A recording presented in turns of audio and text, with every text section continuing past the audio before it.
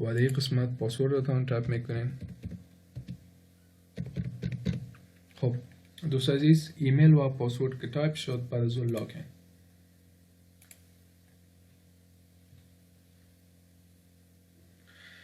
خب دوست عزیز، وارد اکانت خود شدیم. دوست عزیز فکرتان باشه به اینی قسم یک صفحه نمایان میشه برتان و بعضی از آپشن هاست. دوست عزیز باید اینی آپشن هایی که میبینین شما تک شده، اینی باید یعنی قسم می باشه که سرخ می باشه، چرا که ما اینجا دست زدیم کمک چند دقیقه پیش، از این خاطر اینی علامه تک نشان میده. باید علامه سرخ که اینجا میبینین باید سه دانه همونطور باشه.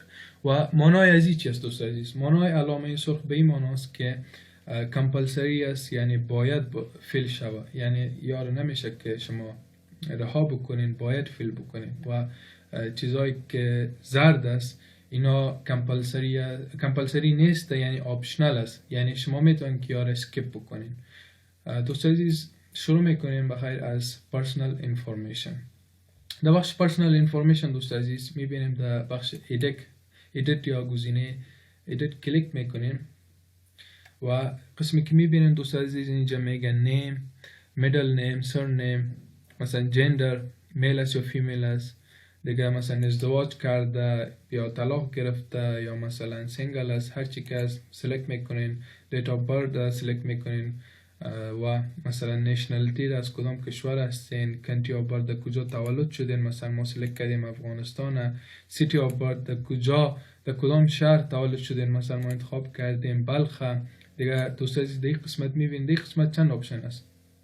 در این قسمت دوست عزیز شما لیسنس دریوری تانه اپلای یا اپلود کرده میتونین، برد سرتیفیکیت تان اپلود کرده میتونین و یا آیدی کارت تان. آیدی کارت درست است دوست عزیز، نمو تذکره ما را میگن و در اینجا آیدی کارت نمبر تان، یعنی نمبر تذکره را شما تایپ میکنین و بعد از اون در این قسمت که میان تذکره تان مثلا اپلود میکنیم. ما مثلا تذکره ما را میبینین اپلود کردیم، از این خاطر یعنی مثلا دوباره بر تا اپلود میکنیم تا ببینید چی اپلود کنیم. مثلا در قسمت من کلیک میکنین و از کامپیوترتون تذکره را سلکت میکنین و اوپن. فعلا تذکره ما اپلود شد دوست عزیز و مثلا کسایی که این آپشن میبینیم میگه I have a citizenship of another country. کسایی که دو تابعیت هستن، یعنی غیر از افغانستان تابعیت دیگه کشور دارن، اینا باید این آپشن کلیک بکنن و بعضی از معلومات هایی که اینجا ذکر میشه اونا رو فیل بکنن. کسایی که دو تابعیت نیستن این آپشن هیچ ضرور نیست شما تک بکنین. بعد از دوست عزیز کمک پوینتر می بخش دینتان است، religious belonging. در اینجا مثلا از کدام دین است شما، اسلام ما سلکت کردیم، در اینجا میبینین که گزینه اسلام در اینجا است و مثلا ethnicity افغانس یہ سلکت کردین و disability status. دوست عزیز کسایی که معیوب هستن، یعنی چند آپشن معیوبیت اینجا ذکر شده که چطور معیوب هستن. اگر کسایی که معیوب هستن یک آپشن سلکت میکنن و کسایی که نیستن باز آپشن I don't have any disability را سلکت میکنن. دوست عزیز این آپشن ما یعنی بخش ما کمپلیت شد، فقط میایم در بخش عکس از اینجا میخوایم که اپلود بکنیم. اینجا میبینین edit profile photo، کلیک میکنیم بالایش و براوز کردیم. دوست عزیز مثلا عکس ما اپلود میکنیم. دوست عزیز عکستان خوبتر باشه و بک‌گراند تان کوشش کنین که سفید باشه، خوبتر است و اوکی کلیک میکنیم.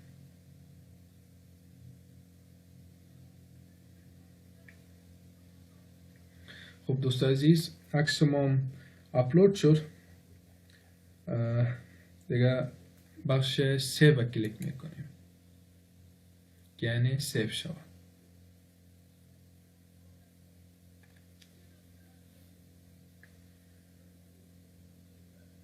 دوست عزیز بعضی اوقات نت کمک ضعیف میشه. خب درست است دوست عزیز، بخش پرسونال انفورمیشن کمپلیت شد. میایم بخش فامیلی انفورمیشن.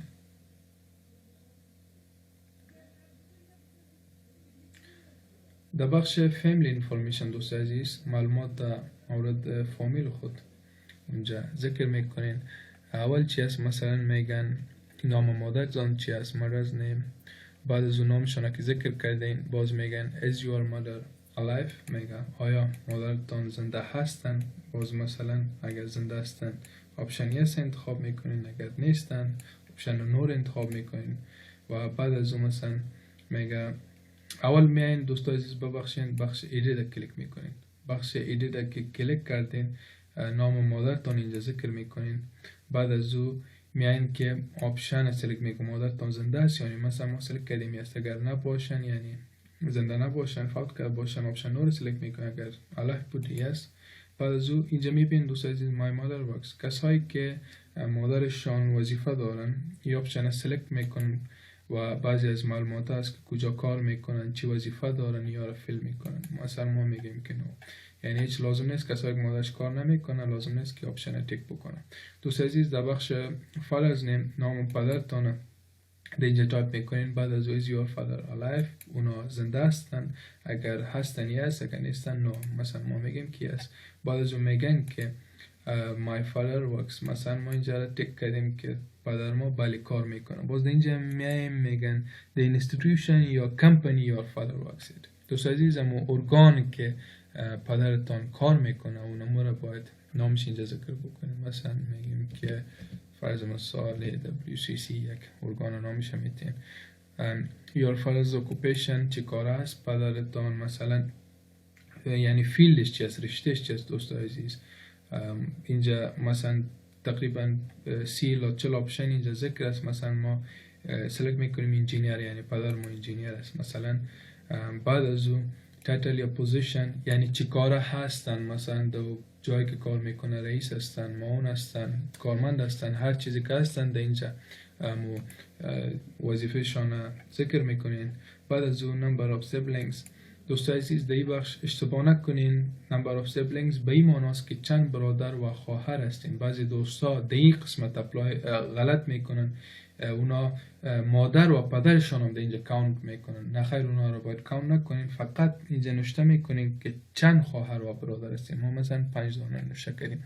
بعد از اون کسایی که ازدواج کردن، مثلا اینجا آپشن میریت می، کسایی که سینگل هست سینگل می، مثلا از ما سینگل هست. بعد از اون توتال منلی اینکم. دوست عزیز اینجا یک باریکی دیگر ما براتون میگم، کوشش کنین که نمو منلی اینکم یا آید ماهانه تان که هست از فامیلتان اینا باید کم باشه، چرا که بورسیه ترکیه معمولا به کسای اختصاص داده میشه که از لحاظ اقتصادی مشکلات داشته باشن. کسایی که یعنی گزینه های بلند انتخاب میکنن چانسان کمتر میشه و کسایی که کمتر انتخاب بکنن خوبتر است. مثلا ما انتخاب کردیم 100 الی 250 دلار است مثلا آید ماهانه ما. این گزینه ها را که شما انتخاب کردین بعد از او بالای سیف کلیک میکنین تا سیف شود.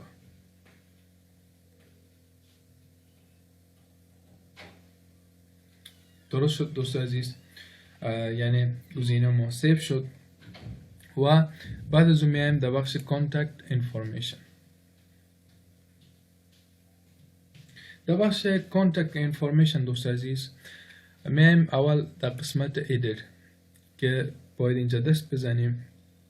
دوست عزیز کانتکت انفورمیشن در بین قوس نوشته است کنند، یعنی آدرس و یا سکونت فعلی تان چی است، فعلی که فعلا زندگی میکنید. مثلا ما سلکت کردیم کنتری افغانستان، سیتی بلخ و پستال کد. دوست عزیز یک گپ دیگر ما براتون مهم است باید بگویم، پستال کد هر شهر یا هر ولایت افغانستان جدا می باشه. اینا شما میتونید که از وبسایت گوگل در گوگل سرچ بکنین، از اونجا شما پستال کد شهر یا ولایتتون به دست بیارین. و این زیاد مهم است دوست عزیز، کوشش کنین که اشتباه نکنین در بخش پستال کد درست انتخاب بکنین. ما مثلا پستال کد بلخ مثلا 1009 گرفتیم، خب 1009 از بلخ نیست دوست عزیز، ما همونطور یک گزینه رو انتخاب کردیم از بلخ دیگه چیز است. خب شما باید گزینه یا عدد درسته باید اینجا انتخاب بکنین یا باید پوت بکنین. و دوست عزیز فون نمبر است، کسایی که در خانه تلفن دارن نمبر تلفنشان ذکر بکنن. کسایی که موبایل دارن نمبر موبایل یا موبایل فون اینجا ذکر است، نمبر موبایلشان تایپ بکنن.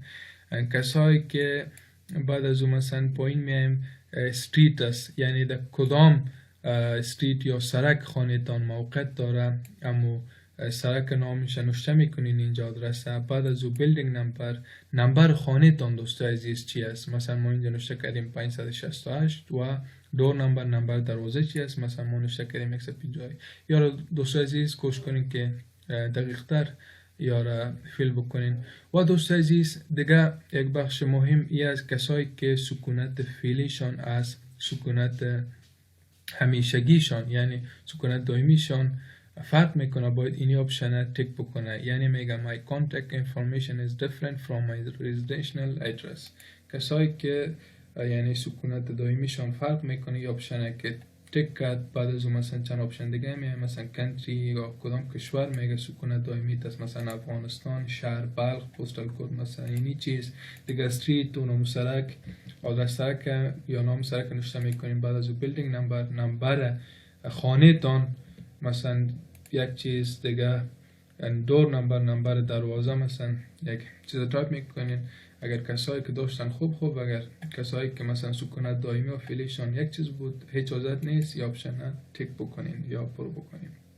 دوستان عزیز دیگه پوینتر میبینیم میگه how long have you been residing at this address.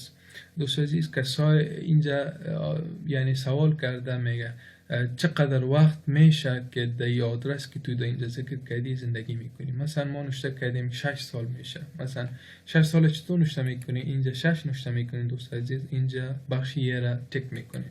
اگر مثلا ما فکر کنین که مثلا 6 ماه میشه، بازی بخش منطق کلیک میکنیم یا تک میکنیم، یعنی 6 ماه میشه که ما در اینجا زندگی میکنیم.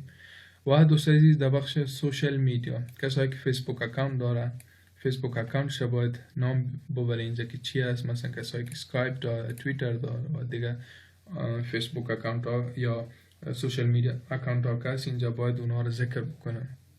و این معلومات ها که دوست عزیزی ها رو فیل کردین، بعد از او بالای گزینه سیف میان یا را سیف میکنین.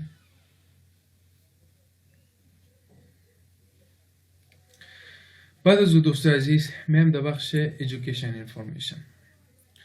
در بخش ایژوکیشن انفورمیشن دوست عزیز فقط آپشن اولی را که میبینین هیچ دست نمیزنین و امروز ما کار نداریم، فقط های سکول یعنی دوره لیسه شما اینجا باید معلومات شما درج بکنین. در بخش های سکول دوست عزیز اول انتخاب میکنین که کنتری کدامش است، یعنی در کدام ملک است. مثلا ما اینجا نوشته کردیم افغانستان سلکت میکنین. بعد از او در کدام شهر است یا سیتی، مثلا نوشته کردیم که بلخ و اینجا اینجا سلکت میکنیم که اسم مکتبتان چی است دوست عزیز. در اینجا اگر فکرتان باشه یک لیست است نام تمام مکاتب که دولت بلخ است اینجا ذکر است و کسایی که مکتبشون اینجا ذکر نیست اونا این گزینه را اگر ببینن در بالا میگن not in the list، یعنی با گزینه سرخ اینجا کلیک چیز شده نشانی شده، بالا از این کلیک میکنین تا اسم مکتبتان که در این لیست نیست اونجا نوشته بکنین. اگر در این لیست است میرین یک مکتب سلکت میکنین، مثلا این مکتب. و درست است دوست عزیز در بخش ایژوکیشنال استیج اینجا میایم. اینجا دوست عزیز سیکند ایژوکیشن انتخاب میکنیم و بعد از او در بخش های سکول تایپ است. در بخش های سکول تایپ میایم جنرال های سکول ما سلکت میکنیم چرا که از ما جنرال یا عمومی است.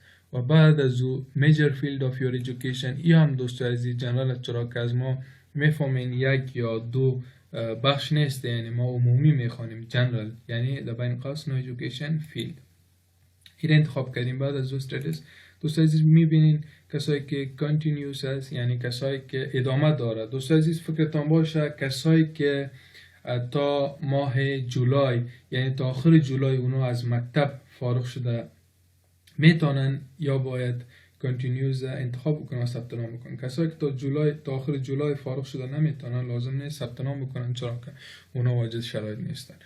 مثلا ما انتخاب میکنیم کانتینیوس یعنی تا جولای فارغ میشیم. بعد از اون میگه started از کدام سال میگه شروع شد. دوست عزیز یک باریکی دیگر اینجا متوجه باشین، بعضی دوستای ما اشتباه میکنن که اونا از صنف اول که اونا مکتب شروع کردن و تا صنف 12 اینجا دیتا انتخاب میکنن. نه خیر دوست عزیز، این اشتباه است. فقط دوره لیسر انتخاب میکنین.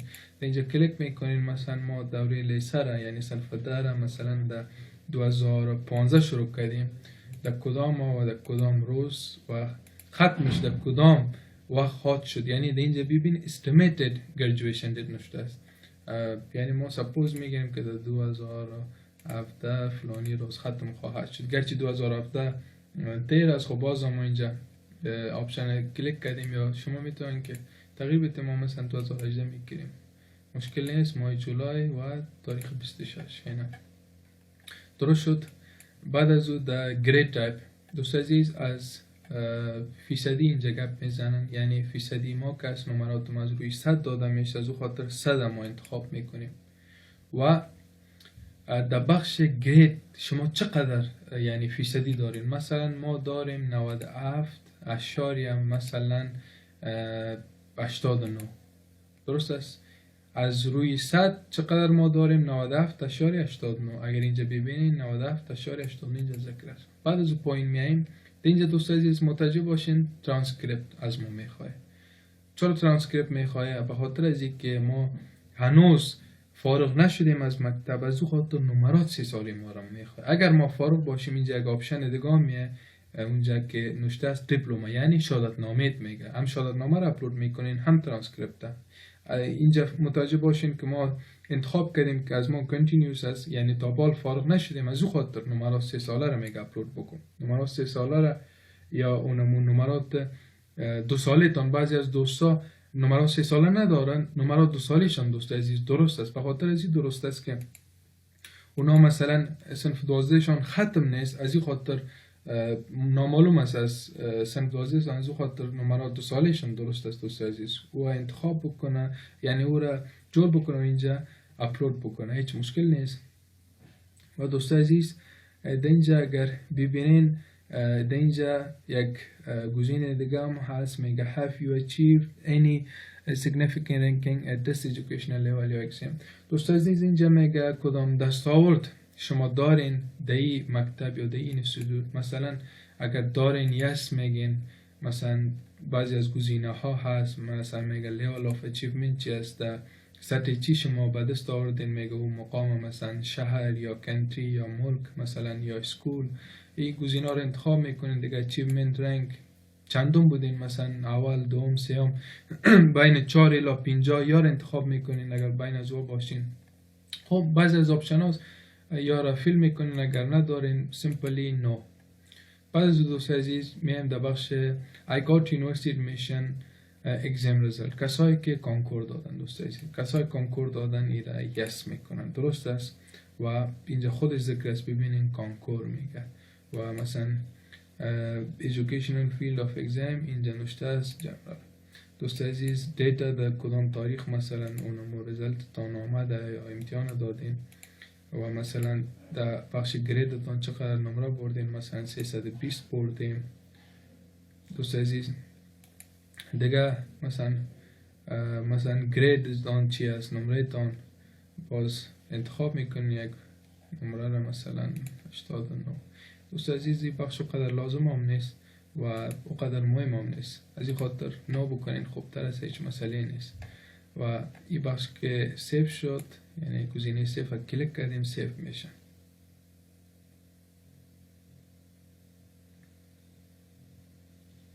خب دوست عزیز بخش های سکول ما سیف شد و بعد از اون بخش لنگویج دیتیلز، در بخش زبان. دوست عزیز در بخش زبان اول ببینیم native language، زبان مادری تان چی است. دوست عزیز مثلا ما میگیم فارسی است، از ما فارسی، گزینه فارسی رو انتخاب کردین، سیف. درست دوست عزیز سیف شد. و بعد از او other language skills، کسایی که دیگه زبان ها رو یاد دارن، مثلا اگر یاد دارن اد میکنین، اگر یاد ندارن هیچ مشکل نیست، هیچ دی گزینه دست نمیزنین. مثلا ما میگیم که یاد داره مثلا چی، مثلا انگلیش. درست است دوست عزیز.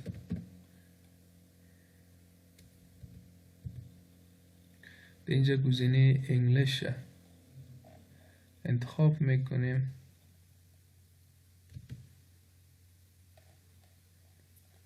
خب دوستای عزیز متوجه باشین اینجا کمک لیست کلان است، از این خاطر پیدا کردن کمک مشکل است. خب باز هم ببینین گزینه انگلیش شده اینجا پیدا میکنیم.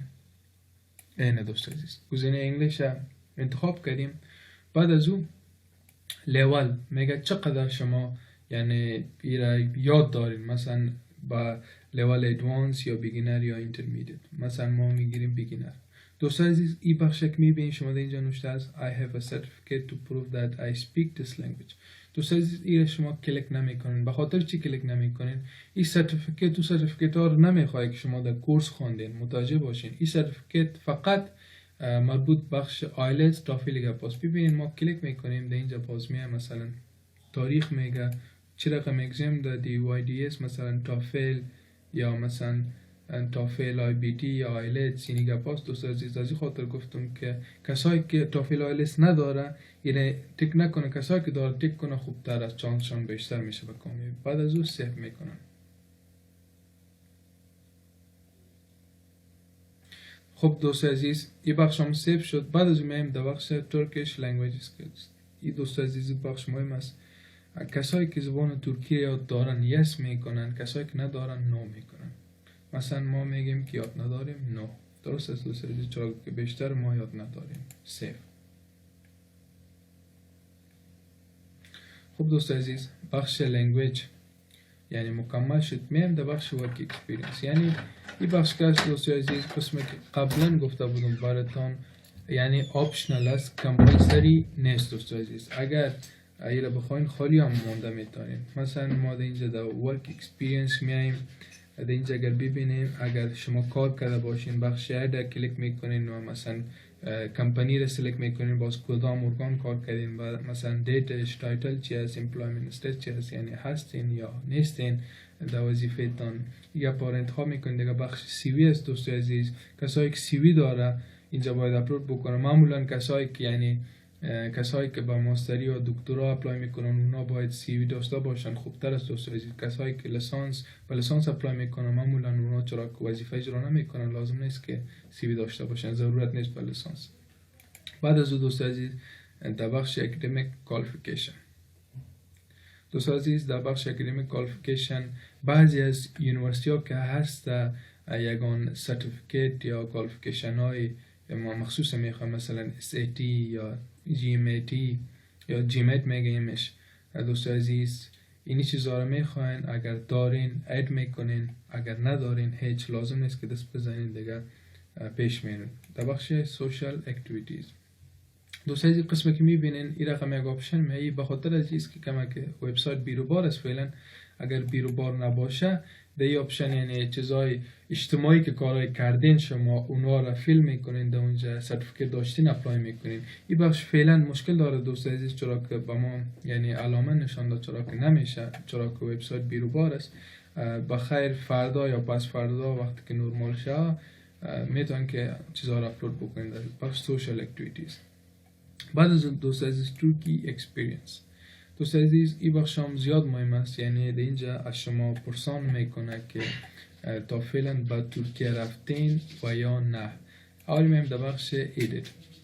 دوست عزیز در بخش ایدیت شما اول انتخاب میکنین که میگه have you ever been to Turkey، میگه آیا تا فعلا به ترکیه رفتی؟ اگر بله یس میگین، اگر نرفتین نو میگین.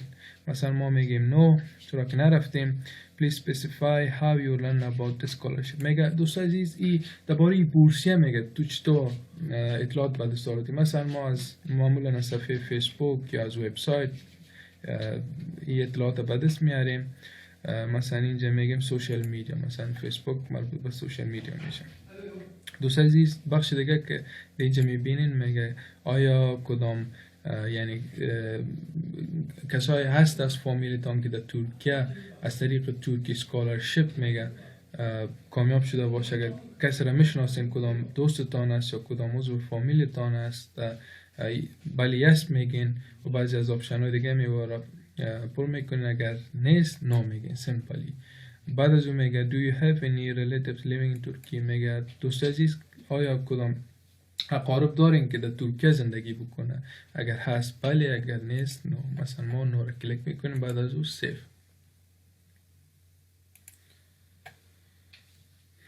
دوست عزیز بخش سیو کلیک میکنیم چون که کمک وبسایت فعلا بیروبار است. از این خاطر بعضی از آپشن ها قسمی که پیشتر گفتیم درست کار نمیتن. خب دوست عزیز ای که نرمال شوه شما میتونید که این بخش سیو میکنین دوست عزیز. او مثلا نیست فعلا کمک وبسایت بیروبار داره. این پس دوباره باید فیل بکنیم چرا که آپشن ما غیر فعال است. مثلا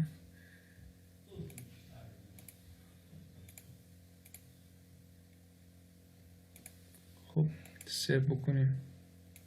خب میبینیم دوست عزیز این آپشن ما سیو نمیشه. به خاطر از این سیو نمیشه چرا که فعلا هم وبسایت کمک مشکل داره. بعضی از مشکلات هم مثلا در بخش سوشال اکتیویتیز هم آپشن ها رو نشان نداد و اینی بخش هم سیو نمیشه. خب این مشکل نیست، انشالله در یک روز یا دو روز این نرمال میشه. به خاطر از این که فعلا روزانه هزاران تن مخصوصا از کشورهای آسیایی وارد وبسایت میشن، ثبت نام میکنن. از این خاطر کمک بیروبار میباشه، بعضی از آپشن ها درست کار نمیدن. دوست عزیز در بخش ما اپلیکیشن در بخش ما اپلیکیشن قسمی که ببین اینجا میگه تابال کدام اپلیکیشن نداری و شما در این قسمت کدام کاری ندارین. دوست عزیز مهم نیست این قسمت، فقط میاین در بخش هوم پیج. در بخش هوم پیج که میایم دوست عزیز بخش بچلر دیگری رو سلکت میکنیم. در بخش بچلر دیگری دوست عزیز متوجه باشین که اینی ترکی اکسپریانس که میبینین آپشن سرخ اینجا به ما نشان میده چرا که ما این بخش سیو کرده نتونستیم. از این خاطر اینی بخش که میبینین undergraduate scholarship program اینی باید اینجا بخش اپلای نشان بده. آپشن اپلای که نشان داد دوست عزیز دایرکت بالا از گزینه کلیک میکنیم. بعد از اون چند آپشن دیگه می اینجا مثلا اونم 3 سوال مقاله مانند که گفتیم او رو شما انتخاب میکنین. دیگه پانتونا رو انتخاب میکنین، یعنی در کدام پانتونا کدام رشته ها او دیگه رایش آسان است دوست عزیز. انشالله کوشش میکنیم که تا این بخش فعلا کار کردیم دوست عزیز. این قسمت اول شد. تا این بخش انشالله شما کوشش بکنین و توی باش یعنی فرم خانه پوری بکنید. انشالله در 1 یا 2 روز دیگه زمانی که وبسایت نرمال شه ما براتون بخش دوم کار میکنیم دوست عزیز. درست است؟ یعنی چطور ما میتونیم که پانتونای خود انتخاب بکنیم، چطور رشته خود انتخاب بکنیم، چطور با سوالات جواب بدیم. یعنی بعضی از کارهای دیگه است که فعلا قسمه که گفتم وبسایت درست کار نمیده. از اون خاطر این ویدیو را اینجا به پایان میرسانیم دوست عزیز. انشالله تا این قسمت گفتیم کدام اشتباهی نبوده انشالله و کوشش کنین که به می صورت با فکر دقیقی را خانه پوری بکنین. اگر کدام اشتباهی باشه انشالله در بخش کامنت نوشته بکنین. اگر کدام سوال داشته باشین یا کدام پیشنهاد دارین در بخش کامنت به ما نوشته بکنین و انشالله به زودی ویدیو دوم از یعنی پارت اول بود، پارت دوم ما انشالله در 1 الی 2 روز دیگه به خیر وقتی که وبسایت نرمال شود براتون او را آماده کرده نشر میکنیم دوست عزیز. تا دیدار بعد، خدا نگهدار.